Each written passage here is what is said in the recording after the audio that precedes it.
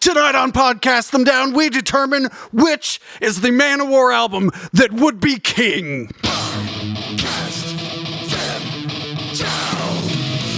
Hail Metal Nation, it is I, Tim, guitarist of Burning Shadows, guitarist of Eisenmore, guitarist of that other band, recently vacated Graves, True Zombie Metal, and lowly bassist of Fade to Black Metallica Tribute. And I am joined once again by Matt, Doug, and Dave, and we are here to fucking finish our discussion of the greatest MANOWAR album. We have spent the last two or so episodes, working on the March MANOWAR Madness bracket, and as things stand now, we have the I lost it. The Ross the Boss era finals between Hail to England and Fighting the World. We need to do that. And then we need to do the post Ross the Boss era finals. Louder Than Hell versus Warriors of the World. And then the winners of those will go on to fight against the re-recording of Battle Hymns and the original recording of Kings of Metal. So that is where we stand now, and if you've gotten this far, you've probably realized that if you haven't heard parts 1 and 2 and 2.5, that you need to go listen to them. So, get on. Yeah. Leave the hall. Leave the hall and don't come back until you're all caught up. All right. So, you just want to dive right the fuck in? Let's do it. Yes. Okay. Starting with Hail to England versus Fighting the World. Do I need to remind you, the co-hosts, of the scoring system? I know I don't need to remind the listener because they are well caught up on the recent episodes. We are awarding... No, I'll just do it. Fuck you, Matt. Maybe you should. You hesitated. I wasn't hesitating. I was stuttering. There's nothing more metal than asking and then answering your own question. All right, so we are each going to award a point to one of the albums in the contest, to the artwork, the recording, the lineup, the music, the lyrics, and miscellaneous. Then the average of each album's score determines which album wins the round. And that's how we've done it thus far, and that's how we're going to continue to do it. So... let's go. Hail to England versus Fighting the World. So, and as usual, I have my stack of physical MANOWAR CDs, because unlike the damn kids today, I'm not a poser. And I, in fact, can hold my MANOWAR, which they cannot. And dead air. All right, here we go. Hail to England. Let's start with the artwork. We discussed this at length already. But I noticed this time, Matt has a MANOWAR Hail to England shirt.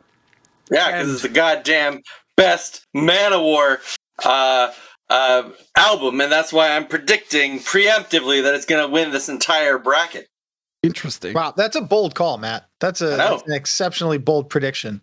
But I'd say that you have merit because the Hail to England art has got a quality of sophistication, I think, that Fighting the World is lacking. Yeah, and I think that Fighting the World's merit largely lies in its cartoonish, over-the-top quality that kind of presages what MANOWAR would become in the later years. And I think we touched on this a bit in the previous episodes. But, man, the superlatives to describe the Hail to England cover art, they seem to be insufficient. Mm-hmm. Well, and you know what? I would say that even though the Fighting the World album cover is a good album cover, like that could be a late era Kiss album cover. There's nothing distinctive about it, right? It could be a Kiss album. Go look at Destroyer. Right, exactly. Whereas there's only one band with the cojones to make whatever the hell is going on right here on the Hail to England album cover, and that's just.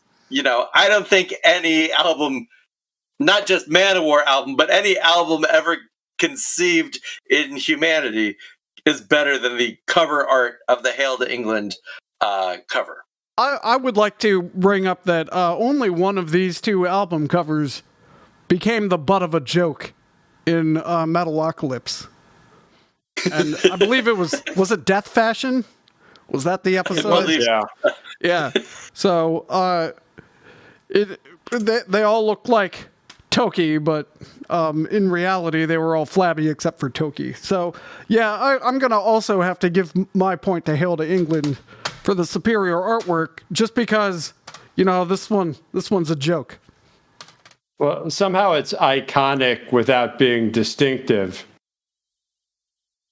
Yeah, it does seem to master that kind of almost American, generic, mass-produced, yet just representative of that brand.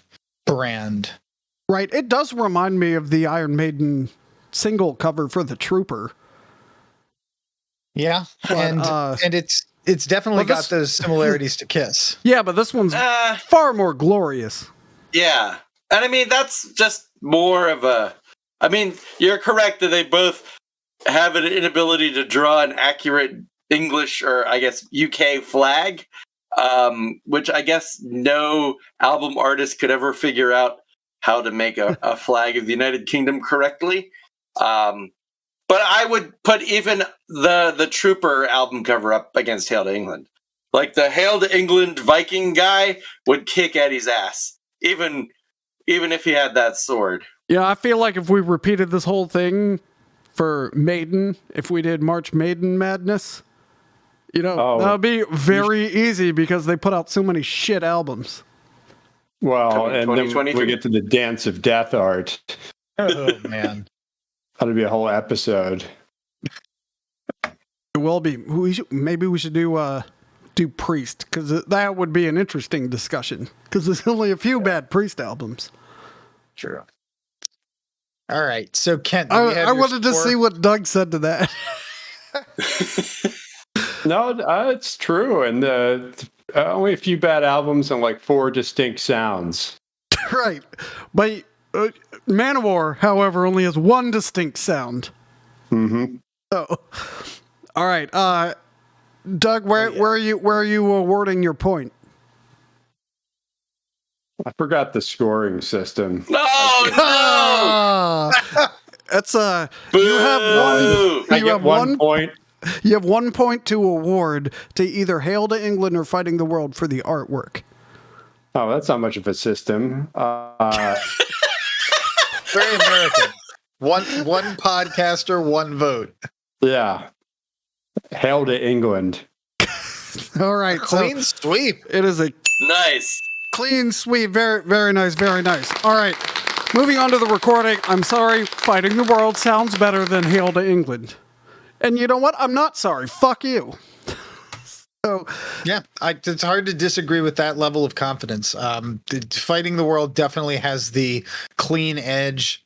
Again, it's more of a transitional album into their later, more produced sound and gets them out of the basement and rock club. yeah, it was later. I'm sure there was a higher budget. Oh, yeah. It was major label, yeah. They had proven themselves with Hail to England and that superb cover art. As much as I love looking at Hail to England, I much prefer to listen to Fighting the World. So you listen to Fighting the World while looking at the album cover. There we go. All your MANOWAR albums are are fucked up. It's like, why are you customizing the iTunes playlists there? Doc, are you going to transgress with the general consensus? Fighting the World is half an album. Ooh. Oh. Wait. Yeah, but we're talking about the recording quality. Yeah, so is that half of an album recorded well? No, yeah, it's recorded better. Right. There's other categories. Oh my God. All right, moving on. The lineups are identical, so let's just split those points and move right along to music. All right, now I feel like Doug has something he wants to say. Well, I probably said it in the last episode much better than I could say now, but it's got 3 or 4 great songs and then a bunch of keyboard and spoken word shit. Yeah, there's some filler on the back half. Because Defender is just like some B-roll of Orson Welles. Yeah. And then Drums of Doom is 1 minute and 18 seconds. Holy War It didn't need to be. goes on too long. As most holy wars do. Right, and then Master of Revenge is another 91 second thing. But then you have Black Wind, Fire, and Steel as the closer, and I feel like that one is, you have to slog through a bunch of nothing to get to the best song on the B-side. So this is like the start of MANOWAR not understanding how to arrange an album. Well, that's pretty consistent. Well, Hail to England sort of has the same thing going on. So you get Hail to England, and then you get Army of the Immortals, and then Black Arrows, which is one of those bass solo things, and then Bridge of Death, which is a good song, but it's not Black Wind, Fire, and Steel. So yeah, I'm gonna have to give my point to shit. Oh, this is hard because I hate Black Arrows so much. Let each note I play be a black arrow of death. It's so bad. Like, Pretty that just bad. ruins the listening experience. Like, how many people were in the studio and going, "What a great idea, Joey. I see nothing wrong with this." I mean, imagine trying to tell Joey DeMaio how to play bass or what to put on his band's album. I mean, that's a good point, too. Yeah, but imagine giving him good news, too. He'd give you the same blank 1,000-yard stare. Yeah. Yeah, I don't need any of this discourse bullshit. Just give my point to Hail to England. Ah. Ooh. Uh-huh. I just Wow. think that Fighting the World has the better opening trio. I mean, going from Fighting the World to Blow Your Speakers to Carry On, that really grabs you and drags you into the album. Even if I feel like, It's a good Kiss record. I'm with you there, Dave. I mean, Kent being the resident Kiss aficionado, able to say. But I feel like the back half of the record, apart from Black Wind, Fire, and Steel, tends to suffer. Nevertheless, discourse heavy. My point's going to Fighting the World. Mine as well. I feel like now that Fighting the World has definitively won, I'm comfortable in giving my point to Hail to England. Because I think it is musically better, even though it's recordedly shittily. Recordedly shittily? Yeah. All right. Lyrics. Well, I just want to go back to Blow Your Speakers being about calling up your DJ and demanding more rock and roll. Oh yeah, that's that Billy Joel song. And then Does he send a letter or a postcard? I don't remember. I wrote a letter. It was a letter to my local I mean, DJ. letter writing is a lost art, though. Yeah, well, I was gonna say maybe spend more time writing lyrics instead of letters. I like that in 1984, 85. Mm-hmm. They're already so old that they're referring to it as the MTV. Oh well, I'm saving this for later, but they bring up Vietnam constantly. So Oh no! we'll get there. We'll get there. But MTV's only been around for 4 years at this rate. It's just like, oh, the MTV. The MTV, damn, kids on my lawn. Wrecking America with their pop and soda pop, the MTV. So question is, Army of the Immortals on Hail to England the first time they started referencing themselves? So the first verse is battle hymns did sound the call. You came to our side. You heard true metal into glory ride. Come on, yeah. That is a good point. Is that clever or lazy? I mean, they do it a bunch of times in the future. I mean, but I think they do it way better than Megadeth does. But I think you're really onto something here. This is their, I think self-reference is a key MANOWAR staple, and if this truly is the beginning of self-referential meta lyrics, I think we got to give that the point here.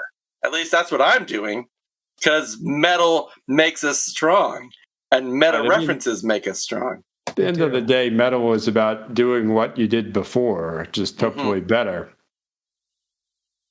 Yeah, perhaps with new trappings. I'm gonna give my point for lyrics to "Hail to England" because they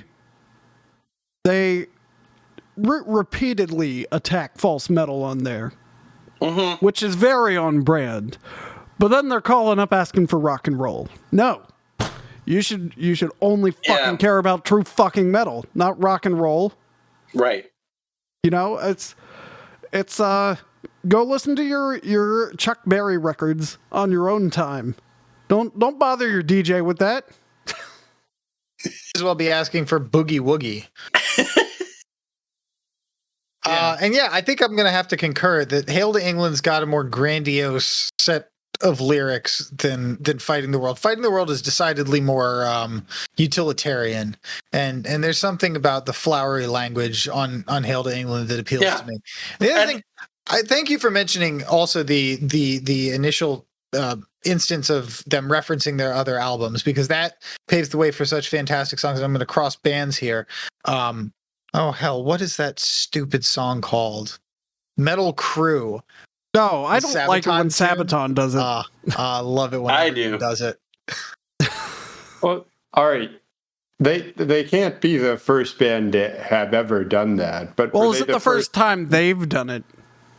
Yeah, but it did kind of start things. Priest has done songs like that. Not enough bands are doing that. Mm-hmm. Well, I know the next set of lyrics. I'm ready. Come gather darkness as we await the dying waves. Into the primordial we ride. On the wings of Asgard we soar above Sarnath. I like how I made you a pop punk band too. You didn't use that weird accent though. Oh yeah, that's true. I lost track of points. All right, so Dave and I have given our points to Hail to England for lyrics. Yes, I gave my point to Hail to England as well. Wish I could disagree, because consensus is awkward. But yeah, Hail to England. Nice. All right. Well, miscellaneous. All right. That's tricky. I feel like Fighting the World has stood a better test of time in terms of being in MANOWAR set lists. Yeah. That's true. That's very true. I also feel like it gets a point for, we've mentioned this already, but desecrating the legacy of a dead man.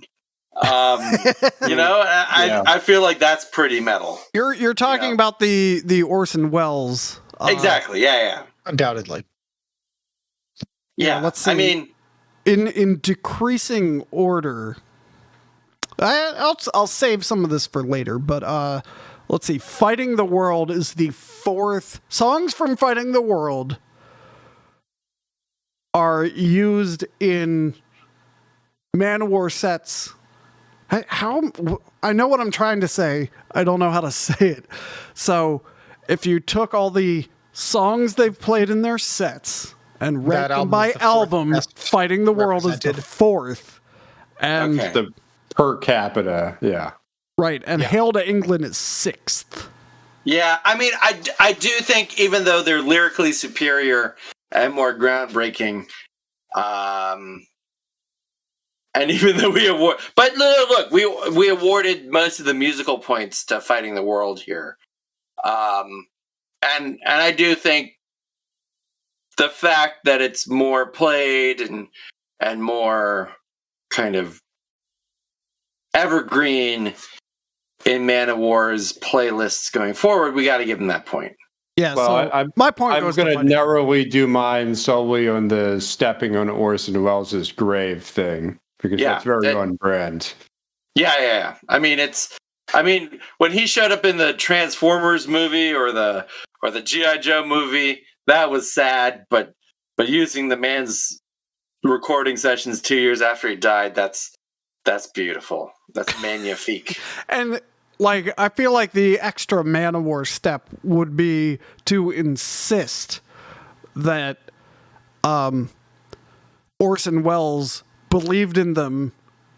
Yeah. Oh, yeah. And like, fully supported this. I can imagine, Joey DeMeo writing to his daughter and saying, "This is your father's dying wish to be included in our album." Oh, so is that another clean sweep? That's a clean sweep. All right. Oh yeah, you can give mine to Fighting the World. All right, so. Oh wow! Wow, that was closer than I expected by only 0.17 metal points of steel. Fighting the World has come out the victor over Hail to England. You're gonna have to take that shirt off, I think. All right, here we go. Pass. All right, stop it. Stop it. Okay, You're gonna get us demonetized or remonetized, dude. For some reason, the ad share on this one is double. Apparently, cussing in the first 60 seconds or so does that too. So I already that ship has sailed. So you're saying I should take my shirt off? So what I'm saying is the winner of the Ross the Boss era finals is in fact Fighting the World, and it will go up against the re-recording of Battle Hymns. Oh, I'm not looking forward to whoever has to judge that. Oh fuck, it's us, isn't it? All right. Damn it. Turns out. Oh wait, let me cast my Hail to England aside now. All right, moving on. I like how you just gently placed it over there instead of throwing it. You know why? You know why? Because it doesn't say Lord of Steel on it. Oh yeah, that's true. Because that album's just trash. It's trash. All right. Next up, this one should be fun. Louder Than Hell versus Warriors of the World. Oh boy. Shit. This is gonna be hard. Like choosing between two MANOWAR albums that are great. No. All right. So let us begin, as we often do, with the art. So we discussed all the art at length. Warriors of the World has the various flags upon it, with our faceless warrior holding the American flag above everything and having broken some chains. And Louder Than Hell has him punching a fucking anvil. So I'm going to go with Louder Than Hell. That's the end of my whole argument. I am going to say the exact opposite reason. The hand on the anvil is cool and iconic, but when I think of MANOWAR, I think of flags of various European nations. Yeah, I'm looking for Ukraine on here, and I'm not seeing it. I see the Netherlands. I think of bloody swords. I think of pectoral muscles, and in the Louder Than Hell album cover, at least, not the full poster version, but just the album cover version, I only see one peck versus two pecs on Warriors of the World. I think this is one of those. I think they jugulated it, and I think this is one of the ones that folds. It does. Yeah, they do. But I mean, I want to see two handsome pecs on that CD jewel case. I don't have to open it up. So that's why Warriors of the World is getting my point. Counterpoint. Yeah, I know your point has already been rewarded, and we do not allow you to rescind them. But Louder Than Hell's cover artwork is simply too epic to fit on this tiny square. Yeah, I mean... No, it's too late. You cannot rescind your point. I'm not rescinding my point. I'm tripling down. I would much rather have a huge oil painting of the Warriors of the World cover above my bed to look at every night as I fell asleep than the Louder Than Hell full folded out artwork. So you can wonder how someone broke his neck, but he's still standing. Yeah, exactly. Exactly. Yeah, that's the reason that I had my Kings of Metal artwork over my own bed for those many years in college, so I could wake up and see MANOWAR first thing in the morning. Mhm. And despite the similarities between Kings of Metal and the Warriors of the World cover, I'm going to have to go with Louder Than Hell because the joy of opening up those liner notes and discovering that there's more to the cover than just the anvil punch, it's just a special moment that I'll always remember. He's punching two anvils. That's right. It turns out it's two anvils to punch. And they also have like the PlayStation button logos for each of the members of MANOWAR. I think Which didn't we look at? Did this predate? Did this predate the PlayStation? I'm pretty sure. Hang on. Talk amongst yourselves. I'll look it up. 1996. 95. Parallel That's development. close. That's really close. Yeah. Maybe it was supposed to be like a crossover event. I don't imagine that MANOWAR was doing much wimpy activity in the early 90s like video gaming. Yeah, that's true. PlayStation was really 1995? Yeah. Yep. And 64 was 96, wasn't it? Yeah. Why didn't we have one then? Because we're lame. Because we were still playing Nintendo, the original Nintendo. Yeah. In fact, I still have our Nintendo and it's right over there. See? And I still don't have a PlayStation, so I think it's self-consistent. Yeah, PlayStation 1, I have a PlayStation 3. 4. I don't have the 3. 5. No, we need more. We need more Patreon subscribers until that's right. We can get a PS5. Get us a PS5. Yeah, and actually, this is, I think, an opportune time to mention this. You should probably head on over to steelresolve.com, make a couple of merchandise purchases, support the pod, get Tim that PlayStation 5. steelresolve.com. Maybe we can put that up as like an item you can buy. buy us, because you're welcome to come over and play it. Oh, and I will. Buy Podcast Them Down a PlayStation 5. And also, I know that I can't rescind my point. My point has already been awarded. However, awarded or cast? I feel like cast is cast. It's already been cast. I am looking at the full fold-out version of the Warriors of the World flags coming out of this cave here. There is a Russian flag, and there's no Ukrainian flag. So let that, anyone who's not giving their points yet, maybe consider that too. Wait, Dave, where your point went to Louder Than Hell? Still Louder Than Hell. I have to do your data entry. All right. Well, so how are we looking for the? I think we're short a point. We're short a point. Doug, who do you give the artwork to? I just kind of zoned out because it's obviously Louder Than Hell. All right. I mean,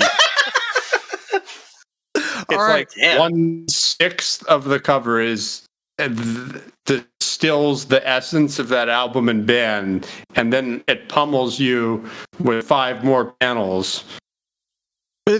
You're spot on. I completely agree.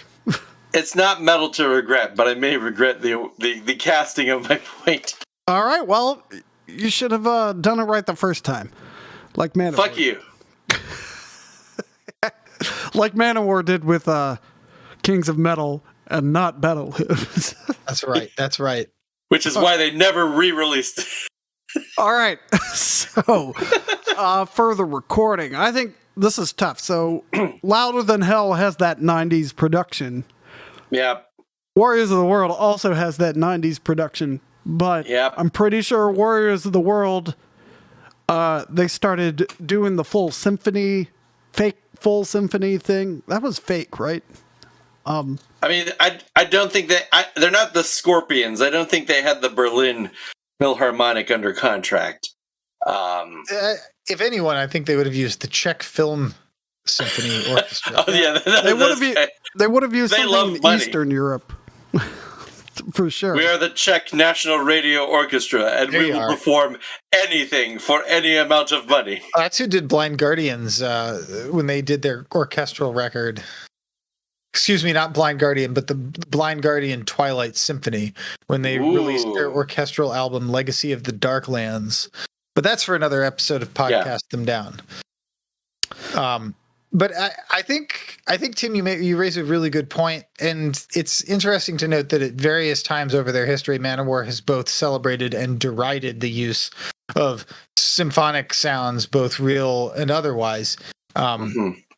And I have a very soft spot in my heart for Louder Than Hell. I think that like Courage is the quintessential MANOWAR ballad in terms of instrumentation and performance on that record. But I don't think that Courage alone is quite enough to win out in this sense, because Warriors of the World just has this lush production that I think is superior.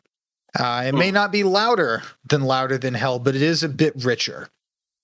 So I'm going to have to give my point to Warriors of the World as far as recording goes. So my only knock on the Warriors of the World recording is in the title-ish track. Those drums sound fake to me. Like they're approaching Closer by 9 Inch Nails. You know? Yes. Yeah.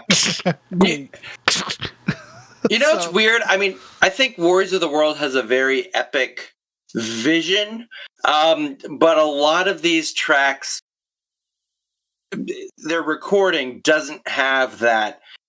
Like, I want this big concert hall scope and feel on the recording. Like the Nissan Dorma is a really cool track, but it doesn't. It feels restrained or underdeveloped. There's something about the recording where it's not quite as kind of rich and resonant as I would like, you know, like a Pavarotti record or something, right?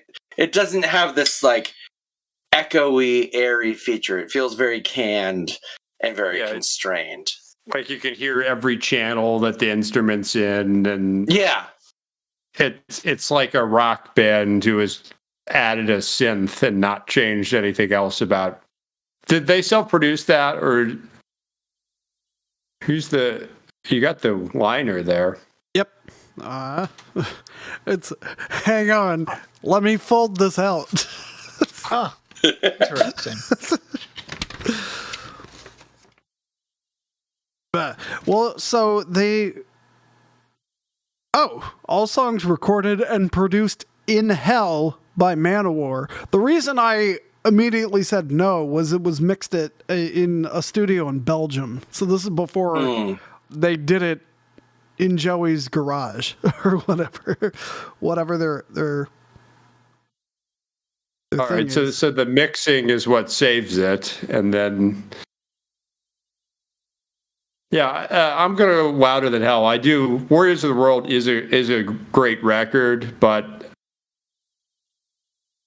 if they're really going for that symphonic power metal sound, they needed to not record it themselves. Yeah. Like, I think it would almost be better if it was a live album. I feel like they predate that sound, though. This was 98.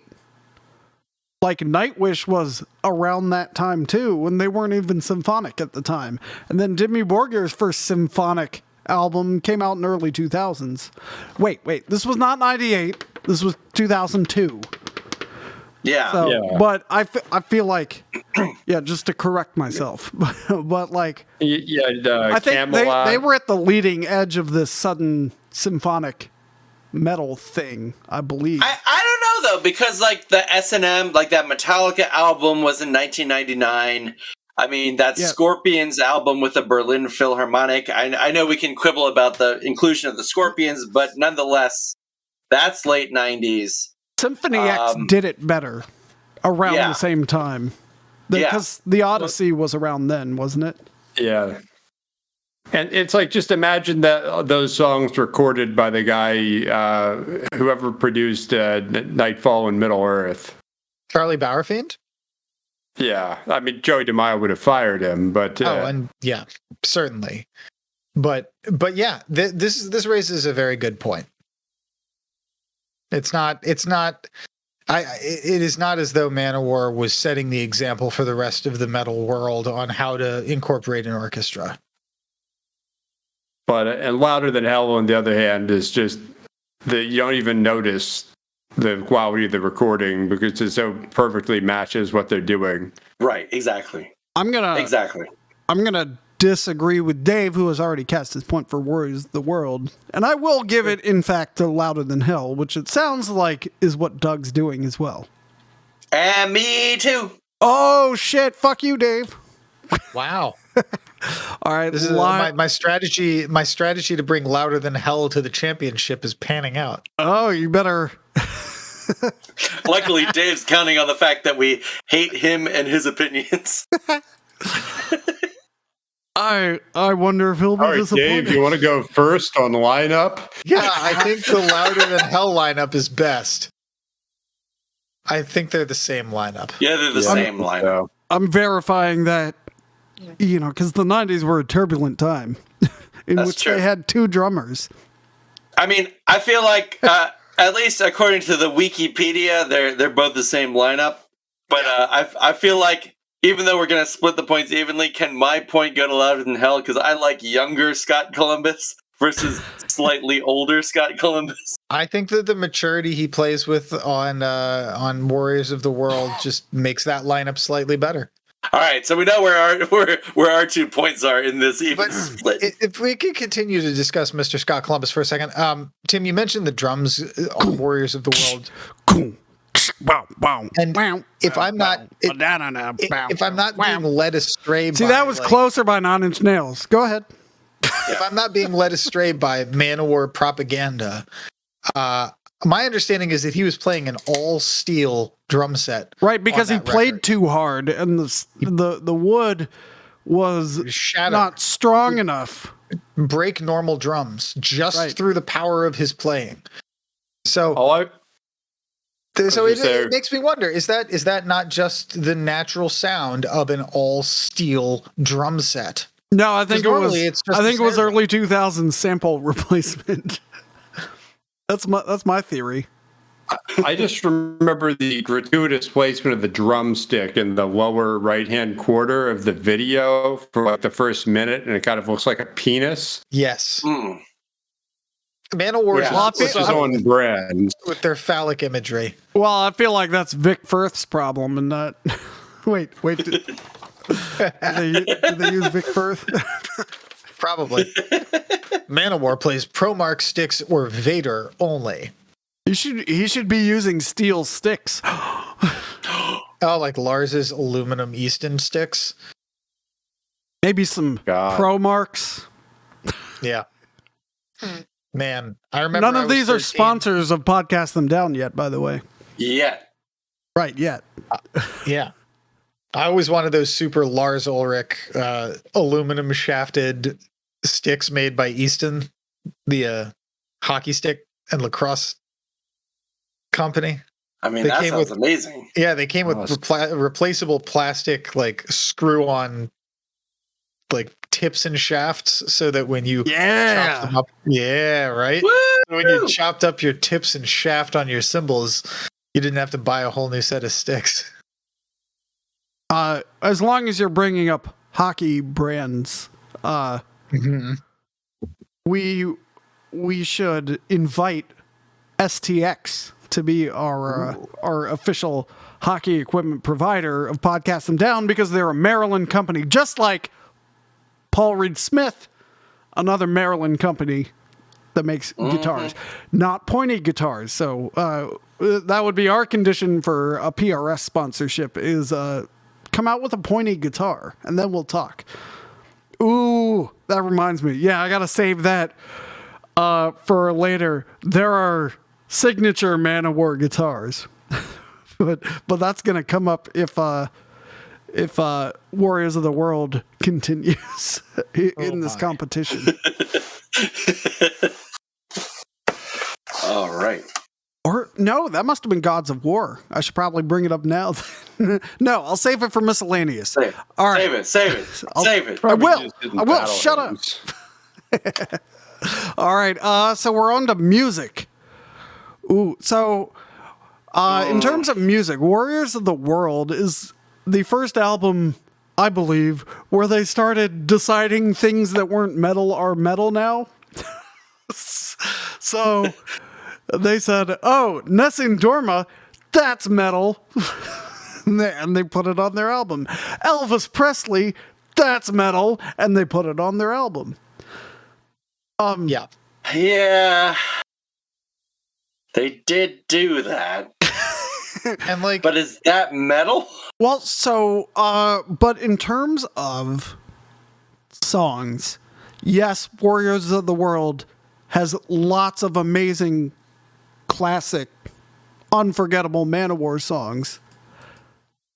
However, Louder Than Hell, every single one of those, I want to hear always. Even the 10-minute instrumental. Mm-hmm. Yeah. Yeah, and it pummels you into accepting the weird track order, which Warriors of the World is not successful at. Yeah. You're right. It's like Swords in the Wind, followed by Dixie, followed by Warriors of the World. Like, all right. Right. And it's like Louder Than Hell. Like, Courage is track 3 is a little... That's pretty bold. Is it 4? Yeah, it is 4. It's track 4. Yep. Gods Made Heavy Metal is track 3. But it just, they ram it down. It works. Save that for the Judas Priest. All right, yeah, so my point goes to Louder Than Hell. Is that where your point is going, Doug? Yes. Yeah, most certainly. I'm going to have to agree with that. But I have no further comments. Are you going to be a poser, Wow, my Matt? point is going to Louder Than Hell. I want to be clear that I'm disagreeing with Dave. Yeah. I mean, this is the difficulty with unanimity. Dave? So we have 3 points for Louder Than Hell, and you disagree with Dave? I just want to clarify. Just for my point is going to Louder Than Hell, right. But that it doesn't mean I don't disagree with Dave. Right. Gotcha. Yeah. That's all I'm saying. At the same place via different avenues. Yeah, and I agreeing with Dave agreeing with Doug and disagreeing with Dave. I would like my point to go to the Louder Than Hell, but Doug's Louder Than Hell, like that bucket, rather than Dave's Louder Than Hell bucket. Because fuck you, Dave. Thanks, Matt. I love you though. He has a metal brother. So lyrics. Speaking of metal, I had, just because of this fact, all of my points are going. All of my lyric points are going to Louder Than Hell, and I believe I brought this up earlier. They use, and Doug is the one who pointed this out to me like forever ago. There was a line where it goes, our hearts are filled with metal, and masters we have none, and we will die for metal. Metal heals my son, brothers of metal. We are fighting with power and steel, fighting for metal that's real. You cannot have a higher concentration of metal in a song. They say metal so many times. Yeah. So based on that alone, my lyric point is going to Louder Than Hell. Well, and the way the like gang chorus, it's kind of like a choir response, kicks in before it's been said, so you have to know the song. Right. To participate, like it's elitist to even at that level. It's not a call and response. It is a. It's like it's a fucking call? response. Yeah. I mean, we also need to just appreciate, like, they make things that seem horrible. Like, having a heart full of metal is not a good thing. Like, you must immediately seek medical attention if you had a heart full of metal. And yet, they make that seem like something I and everyone else should want. And the think number we also one is just the greatest sports anthem ever written. You name your sport. Yeah. Esports, Cricket. figure skating. Yeah. Can we take a moment to observe how Brothers of Metal is in fact formally titled Brothers of Metal Part 1? Part 1. There has not been a And- part 2 as far as... Okay. Unless There it's has on not. Lord of Steel, in which case I wouldn't know it exists. You know, Dave, that is a great point because I spent so much of my life searching for Brothers of Metal Part 2. I thought it was a B-side. I thought it was like a hidden like fan club track. I'm like, Yeah, what's it's not like the secret track that comes after the album by 45 seconds. Yeah, and you got to use the seek button. You can't find it any other way. Like you can rewind earlier, to get to track 0. Yeah, it just doesn't exist. So one wonders if it isn't on the metal community to write part 2 ourselves. Whoa. Maybe that was the intention this whole time. Maybe indeed. That's amazing. And there's such a great. This also contains the origin story for heavy metal, which you don't get in most other albums. Right. Like you don't hear about how heavy metal came to be when the gods made it, except on this one album. That's a great point. Is that So is that going to be a clean sweep for Louder Than Hell? I think it is. I mean, Wow. as long as my lyrical point goes into a separate bucket than Matt. Yeah. Just make sure. Just make sure you know Clean, that those. guys. Keep them separate. Keep them separated. All right. This is a good time as any. The miscellaneous point. I'm going to read to you who all the songs on both of these albums are dedicated to, because I have completely unfolded both liner notes. All right. Have enough time for this? Yes. How long has it been? Shit, we might actually go to 4 episodes. Fuck. Oh no! Matt, your mic's all fucked up. I blame Dave. Damn, fuck you, Dave. It's still fucked up. I don't know what to do. Oh man. Sounds like you're in the chopper. So can you give us a traffic report, please? So, here we are. There's a bunch of people driving slowly around 495, but traffic's even slower than them. Why is Santa giving the... I mean, you No, do a that's great not impression Santa, of that that's- guest we had once. That's the traffic guy. Maybe try The cycling... traffic guy. Tell us about that patriotic convoy. Shit. All right, moving on. Yeah, let's protest a bunch of... it's so dumb. Everything about driving around the Beltway to protest local mandates is so dumb. Hey, I think I fixed my mic. Shit, Actually, sounds good to now me. it sounds like you're in the chopper even more. Oh, God damn it. Really? Yeah. Can you not hear it? I can't hear it. It sounds perfect to me. I sound great. I'm trying to what? Davis removed his headphones. Heavy traffic. The outer loop. Approaching the Wilson Bridge. Can you Gotta back up from the Occoquan to Triangle. Can you say Whopper no onion? Whopper, no onion. All right, you haven't seen the Dane Cook bit then. This is quality stuff I'm definitely leaving in. Yep. You're welcome, try watchers. Can you turn down your gain now? My game? Yes. It's overdriving. Oh, how's that? Not unlike those heroes, A little more. providing us with our supply chain and How's also backing up traffic Back on up. your nation's capital's beltway. Hey there, Sounds good. trucker boy, Keep going. flying through the sky so fancy free. How's that? Is that good for everyone? Sounds great to me. Are you seriously singing Hey There Trucker Boy to the tune of Hey There Georgie Girl? Yes. Did you know that was an IKEA song? I had to hear that. Yeah, I had to hear that song on a daily basis for like 3 years. Oh no. All right. I was whistling it at dinner one night, and my dad was like, "Are you whistling Georgie Girl?"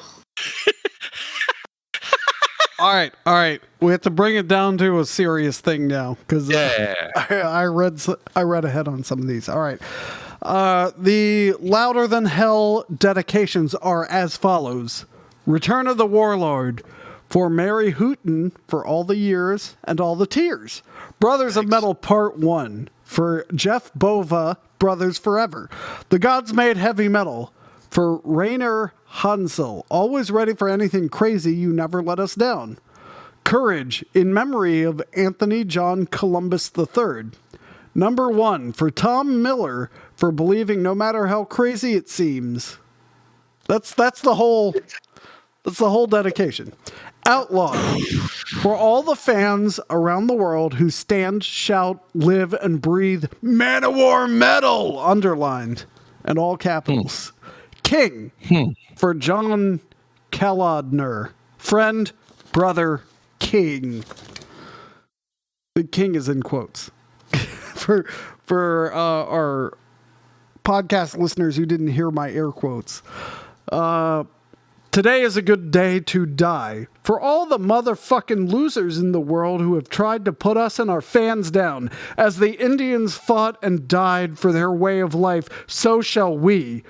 Great Spirit, we only wish to live long enough to piss on the graves of our enemies. And for some reason, piss is capitalized. And then... Wait, what? Hang on, it keeps going. They hit every note perfectly there.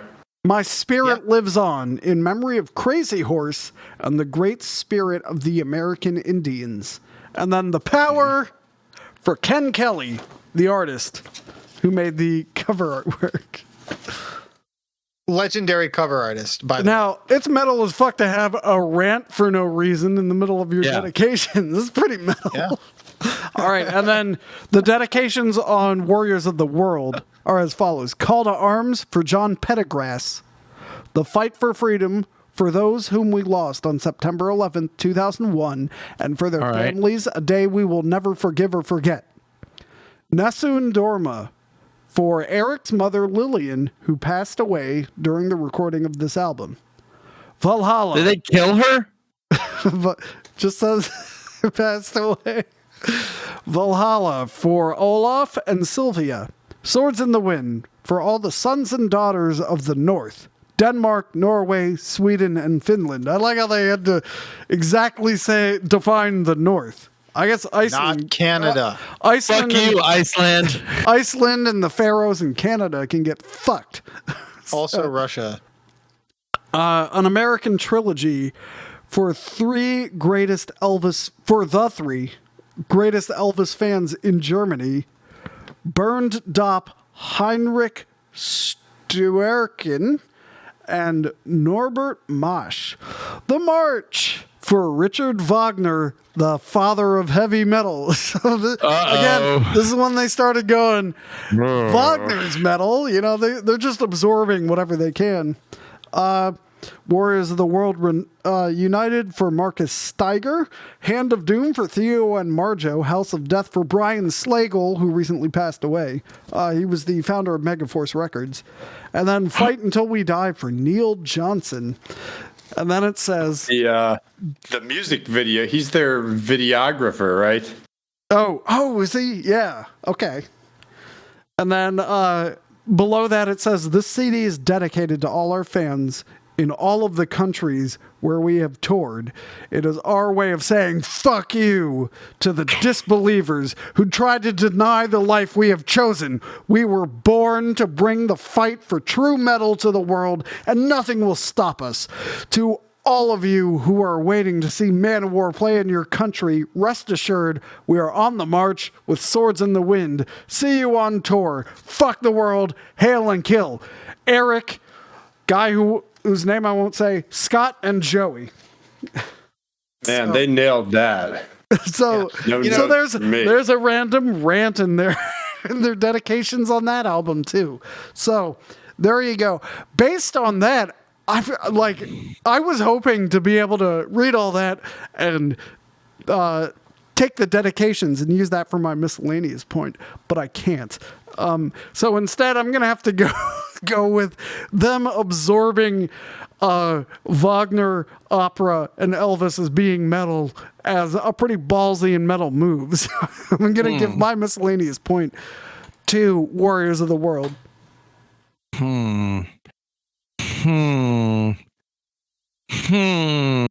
You know, I turn your gain down again. Really? Your gain is too hot. It's too hot. Back off the mic, Skid Row. Okay, I too. That's better. I'm gonna make this all NPR. Like? So I too am going to award my point to Warriors of the World. God damn it. I fucking hate this. The reason that, as far as I'm aware, Nessun Dorma is the only MANOWAR song recorded in a language other than the language of English. Counterpoint. Until we get to the Father EP. You were so well. Don't forget they did Courage in French. Well, I mean, isn't that like a gimmick though, versus like a cover? Are you calling the Beatles "I Want to Hold Your Hand" or whatever in German a gimmick? Because that's entirely what it was. Oh, well, I mean, are you calling Herz aus Stahl a gimmick? Not at all, but I do think. How about this? It's the only one not available in English. Right. No, it's I mean, they've done translation songs, like they've taken an English song and turned it into another language. But as far as I know, Nessun Dorma only exists in Italian. Okay. As written by I'll agree with that. Bizet or whoever, or Verdi or whoever the hell wrote it. I believe it was Elvis. No, that's the other correct, one. Tim. Between Fool's Gold sandwiches. Oh yeah, Fool's Gold loaves. Yeah, loaves. Oh man. So wait, is your point going to Warriors of the World then? Oh fuck! It was Pacini. Yeah, Warriors of the World. Which shape of pasta is that? That's the one with a little elbow. You know, when you're cooking pasta, it helps to add a little salt. A little salt. Water. It needs to be as salty as the sea, motherfucker. This cooking tip brought to you by Podcast Them Down. Because of global warming, the sea is about to get a lot less salty. That's a good point. Are we going to have to be like nearly as salty as the sea? Yes, or is the melting of the ice caps going to make it less salty? No, it makes it less salty because there's more fresh. All right, saltier than the sea, but not the Dead Sea. This tangent brought to you by Morton Salt, not a sponsor. Yet. All right, where the hell were we? I think we're short a point on miscellaneous. My point goes to Louder Than Hell. Oh, which is like the last dying breath of the true MANOWAR. All right, well, at this point, so Warriors of the World had no chance because Louder Than Hell defeated it in every category except for miscellaneous. So Louder Than Hell moves on. And looking at the big clock on the wall, I believe we have once again underestimated our ability to talk about MANOWAR. Holy shit, we got through 2 matchups. I know. So, oh my God. So this is going to spill into a 4th episode. But before we get there, I want to talk about the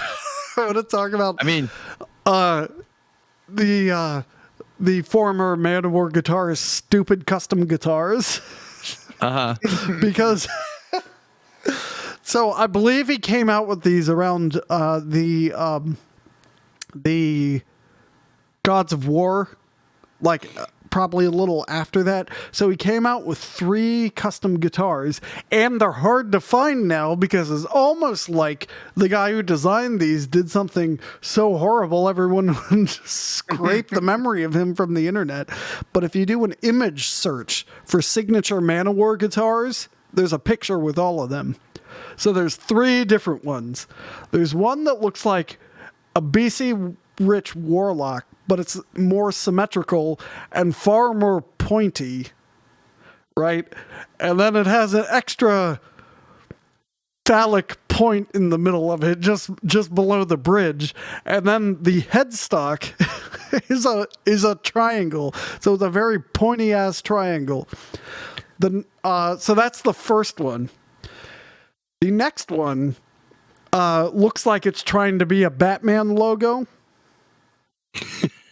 I don't know if all of you have pulled these up, but it appears I'm having a hard time finding it. Okay, well, well, that's probably user error. Yeah, for your sake, I will dump it into the chat very quickly. All right, there you go. So the second one appears to have scalloped frets for some reason all the way down the neck. This is kind of pointless when you're Carl Logan. Oh, I said I wouldn't say his name. But if you're only playing 4 chords a song and then doing a solo that just sounds like mush. But yeah, the bottom of it looks like it wants to be a Batman logo. And it has single coil pickups for some reason. Okay, and then the third one is the one that I hate the most.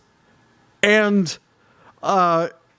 it features prominently in the DVDs. So picture, if you will, a Flying V guitar. You know what that looks like? You got that in your mind? Looks like a Flying V. All right, now do a Control A to select all, and then a Control B to make it bold.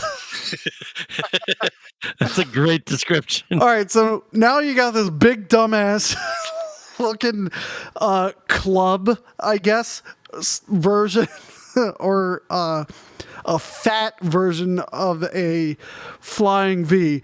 So then they cut a few notches out of it for no reason. There's one about halfway down the top of the guitar.